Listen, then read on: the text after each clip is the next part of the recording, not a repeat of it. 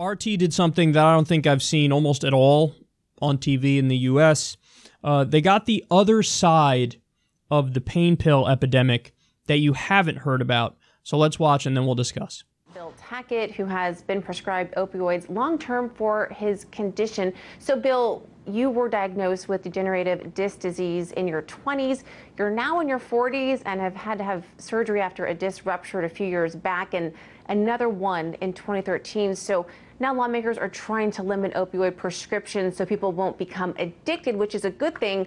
But your case is different. You're more of a long-term user with your diagnosis. Tell us where you think lawmakers are going wrong when it comes to this battle of addiction. Well, the way that they're trying to control this is really going through and limiting the supply. And they're also going through and setting things up so that doctors are now becoming afraid to prescribe. The actual prescription rate for opioids from 2015 to 2016 actually decreased.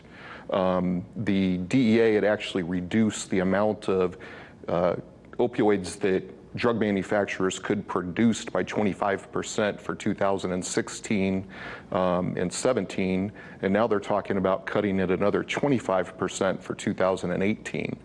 And in addition to that, they're actually setting up through these guidelines that the CDC has put out that talk about things like mandatory drug testing, weaning people off, or discontinuing altogether. You know, it gets to a point where that pain is so great that you really start to question whether or not you should go on. You know, partially because it's unbearable, and partially because of the burden that you're putting onto your family, because you literally can't do anything. You know, you essentially become bedridden and not a whole lot better than someone who's in a coma.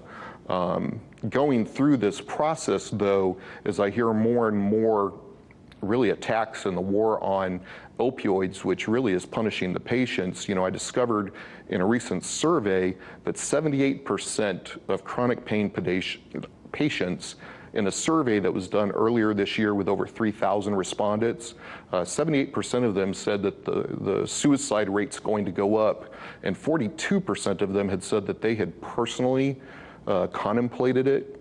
And doctors also answered their survey. There was about 300 medical professionals, and 58% of them said that they had had discussions with patients who were contemplating suicide. And unfortunately, 10% of all the medical professionals who answered the survey said that they'd actually lost at least one or more patients to suicide. And it's all related to pain and their access, you know, through having them cut down or weaned off or just abruptly discontinued. It's so unfortunate. And it's sad. And it seems as though a lot of people who use opioids might be put in a certain category, and clearly you're not wanting to get high or anything like that. You just want to manage your pain so you can spend time with your family and kind of, you know, live the best normal life that you possibly can. Correct, and to be perfectly honest with you, you know, myself and I think a lot of other chronic pain patients who take these medications, we don't really understand the high that people get from them. You know, when we take this medication, it's just waiting a little while later and it helps damp down our pain. You know, there's nothing psychotropic or psychedelic or, you know, anything that we've noticed other than the fact that it helps your pain be manageable. So this is the collateral damage in the crackdown from the feds on pain pills because of the epidemic of abuse of them. I mean, I bet you haven't heard this story. You'll hear a zillion stories about, oh my God, the addiction to pain pills and all the problems and the destroyed lives as a result of that. You don't hear this side of it, do you? The people who are like, hey, the new guidelines that the federal government just released and said doctors need to abide by this. Well, doctors are now swinging the pendulum in the other direction, and they're way too strict with giving out the prescriptions for this. So you have some chronic pain patients who can't get the medication that they need. And then when they can't get the medication they need, there's, you know, more suicides as a result of that. There's pushing people to the black market to turn to heroin because that's all that they can get that kills their fucking pain. And then guess what? You'll have a spike in overdoses from heroin, because when it's made on the street, it's of course not quality, and it can be cut with lethal products. So they're going about it the wrong way. I mean, look at this guy. He's telling you. He's saying it's harder for people to get it now. They're cutting back on the supply. When you cut back on the supply in this dragnet that you're using, you're going to get a lot of chronic pain patients. And he said, quote, sometimes you question whether or not you should go on. How many people in the country feel like this as a result of what's happened, as a result of the crackdown? This is not the right way to go about it. Now, I've discussed it before. I think drugs should be legal, taxed, and regulated. And, he's talking about, we're talking here about a legitimate pain patient who says, look, I don't even get high from it. Because that's the way it works. When you're in a lot of pain and you take opioids, you're just going to feel normal. But when you feel normal and you take opioids, you're going to feel high.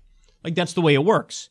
So this guy has been punished by a policy that was attempting to solve a problem where they overreached. And like I said, I think these drugs should be legalized, taxed, and regulated. I do think that in some instances you're going to have people who do abuse them and do overdose on them. But I honestly look at that in the same way that I look at alcohol and alcohol abuse. Alcohol is legal. There's a lot of alcohol abuse. Sometimes people die from drinking too much alcohol. Amy Winehouse died from basically the withdrawal from alcohol when she stopped cold turkey. So alcohol is very, very dangerous. But we have it legal. In the case of alcohol, you're not even talking about medicinal use. You're just talking about recreational use. But we have it legal, and we say, you know what? Even though there's many downsides, it should be legal because you should have the right to kind of put that in your body if you want to put that in your body. I filed these pain pills in the same category, and also you would see a giant tick down in the overdoses from heroin if you were to have these legal pain pills. Now, you could put every warning on them in the world, but there are going to be some people who get addicted, and when they get addicted, I think the answer is we should have nationwide treatment programs. Same thing for any substance. The answer is not to lock people up. The answer is not to put them in jail or prison. The answer is to give them treatment. So we should legalize, tax, and regulate, have treatment centers all over the country. I mean, it's the only approach that makes sense. And also make it so life's easier for guys like this, especially people who've been swept up in this unnecessary crackdown. And I've heard from these people, because people have seen, I've done previous segments similar to this on this topic.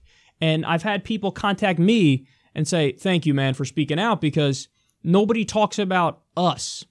Like, think about the rhetoric around marijuana at this point.